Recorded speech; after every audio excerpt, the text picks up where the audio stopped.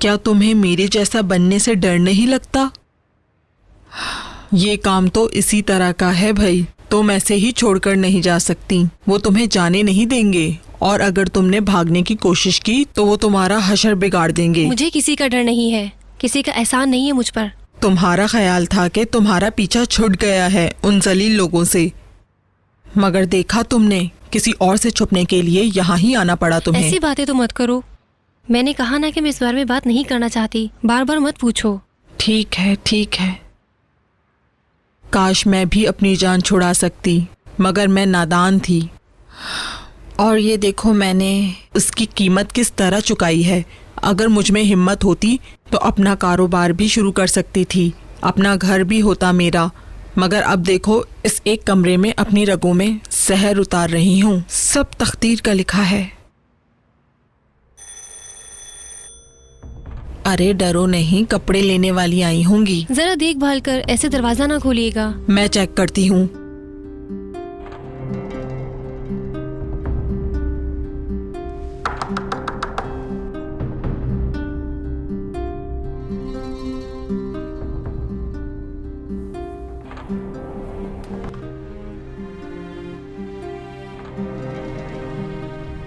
Miss हाचर। हाँ, ये किसका नाम है? मिस हाचर, आप ये दरवाजा खोलेंगी? इस नाम की कोई नहीं है यहाँ। मैं जानता हूँ वो यही है, आप दरवाजा खोलें। कहा ना इस नाम का कोई नहीं है यहाँ। ठीक है, मैं फिर पुलिस को बुला लेता हूँ। अब पुलिस ही बताएगी मुझे कि मैं सही दरवाजे पे हूँ या नहीं। वो तो पुलिस को बुला रहा है।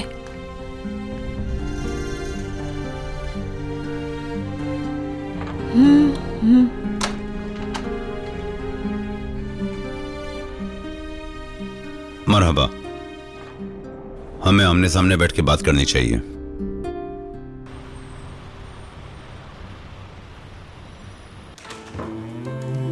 बहुत अफसोस हुआ। वो बच्चों की तरह मेरा ख्याल रखते थे, मेरी बीमारी में वही देखभाल करते थे। अब आखिर मैं क्या करूंगी? मेरा तो कोई भी नहीं है।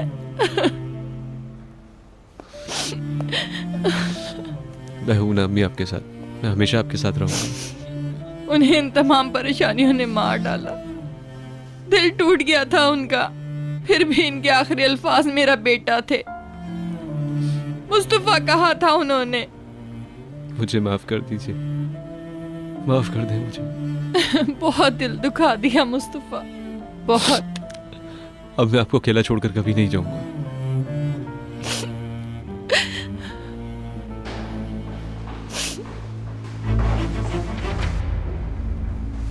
बहुत अफसोस हुआ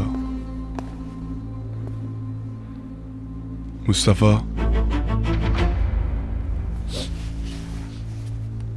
अल्लाह उनकी मग़फ़िरत फरमाए। शुक्रिया।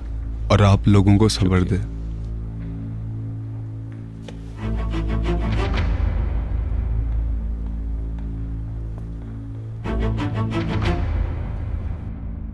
मुस्तफ़ा से होशियार रहें, क्योंकि आज के बाद वो और भी ज्यादा खतरनाक हो जाएगा। मेरे कहे को खतरे की घंटी समझें और मुस्तफ़ा को रोकें। मैं चाहता हूं कि आप मुझे बताएं कि ये सब क्या है। मुझे जो कहना था मैं खत में लिख चुकी हूँ, अब आप लोग मेरा पीछा छोड़ भी दें। मुस्तफ़ा से किसको खतरा है? आपने मुझे उसके खिलाफ खबरदार किया है, बताएं मुझे, नहीं तो मैं ये खत इस्तग़ाज़ा के हवाले कर दूंगा। मुस्तफ़ा को बचाने के लिए किया है। किससे? यशरांस फैमिली से। असल में मुझे सही से नहीं मालूम, मेरे ख्याल से यशरांस उसको फातिमा गुल के खिलाफ इस्तेमाल करना चाहते हैं। उन्हें मुस्तफ़ा की कमजोरी मालूम है, पैसे का गुलाम है वो। एक बार फिर उसे पैसे से खरीद लेंगे वो लोग। मैंने तो खत उसको बचाने के लिए लिखा था। मेरे ख्याल में तो इस तहरीर में कुछ और मतलब छुपा है। कुछ भी नहीं छुपा रही, आप यकीन करें मेरा। काश मैं यकीन कर सकता। कोई औरत अपने शौहर को बचाने के लिए किसी पे इल्जाम नहीं लगा सकती। देखें, अगर आपने कोई ऐसी बात छुपाई जिससे मेरे बेटे को नुकसान हुआ तो इसकी आपको बड़ी कीमत चुकानी पड़ेगी। मैं माँ बनने वाली हूँ। वो खत अपने बच्चे के बाप को बचाने के लिए लिखा है। मैं नहीं जानती कि आगे क्या होगा और यशरांस किस तरह से मुस्तफ़ा को इस्तेमाल करेंगे। बाकी वो खत तो बस मैंने अपनी छठी हिस्स को इस्तेमाल करते हुए लिखा था। असल में फातिमा गुल और यशरांस की कोई परवाह नहीं है मुझे। अपने बच्चे के अलावा किसी की भी परवाह नहीं है। तो आपने ये खत मुझे क्यों दिया? करीम को या फिर कादी साहब को क्यों नहीं दिया? मैं तो जानती भी नहीं थी कि आप इस होटल में ठहरे हुए हैं। मैं सच में नहीं जानती थी। इत्तेफाकन आपको करीम के बारे में बात करते हुए सुन लिया था, फिर मैंने खत लिखने का फैसला किया। मैंने ज्यादा सोचा नहीं था इस बारे में।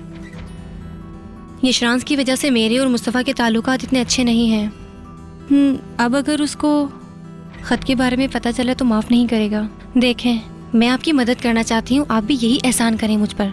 किसी को भी उस खत के बारे में नहीं पता चलना चाहिए प्लीज। हम लोग इस वक्त मेरे बेटे और बहू के बारे में बात कर रहे हैं। आप कैसे सोच सकती हैं कि मैं इस बारे में खामोश रहूंगा? आपको सच बताना पड़ेगा। आखिर आप मुझसे छुपा क्या रही हैं? मैं कुछ भी नहीं छुपा रही हूँ आपसे। चाहे वो आपने किसी भी वजह से लिखा हो, आपको बताना ही पड़ेगा।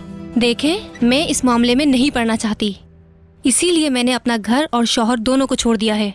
मैं अपने बच्चे को कोई नुकसान नहीं पहुंचाना चाहती। मेरी नीयत में कोई खोट नहीं है। मैं सिर्फ आपकी मदद करना चाहती थी, मुस्तफ़ा और अपने बच्चे को बचाना चाहती थी। बस यही बात है। मैंने तो बस यही गलती की कि वो खत वहाँ छोड़ दिया। मैंने कोई जुर्म नहीं किया, मैं कसम खाती हूँ।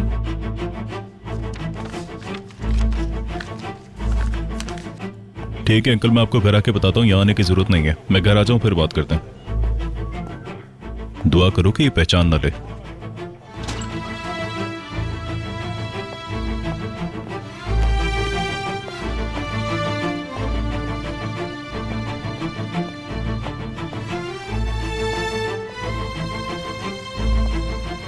इतना वक्त क्यों लग रहा है? घर आके बताऊंगा तुम्हें। अब हम पुलिस स्टेशन से निकल रहे हैं, थोड़ी देर में पहुंच जाएंगे। आओ।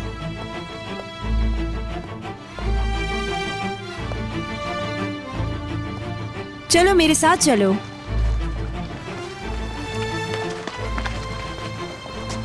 क्या देख रहे हो मेरी तरफ? हाँ? तुम यहाँ कोई हमारे साथ खेल रहा है। तुम ये क्या बात कर रहे हो? बार बार क्या बात कर रहे हो तुम? जानता हूँ गाड़ी तुमने नहीं चुराई। भाई से करीम, खामोश तुम रहो। ऐसा मत करो। और ये भी जानता हूँ आओ चलो। कि वो राल को भी तुमने नहीं मारा। काश ये सब ना हुआ होता। करीम, क्या बकवास कर रहे हो तुम? क्या कहना क्या चाह रहे हो तुम? यहाँ ज्यादा रुकना ठीक नहीं है हमारे। करीम, हम सब बेकसूर हैं। याद है हमारी कितनी दोस्ती थी, हर वक्त साथ रहते थे। करीम, किस दोस्ती की बात कर रहे हो तुम कमीने? भाड़ में जाओ तुम लोग। रिकॉर्ड करो। मैं तुम लोगों को जान से मार दूंगा। मत करो ऐसा। बचाने वाला कोई नहीं होगा मुझसे। छोड़ो इसे, मैं कह रहा हूँ छोड़ो। मैं तुम्हारी घटिया शक्ल नहीं देखना चाहता। करो ये सब। ये ठीक नहीं है तुम्हारे लिए, हमारे लिए बिल्कुल भी ठीक नहीं होगा ये। हटो, दफा हो जाओ मेरी नजरों से। हटो, दफा हो जाओ। लड़ रहे हो तुम लोग।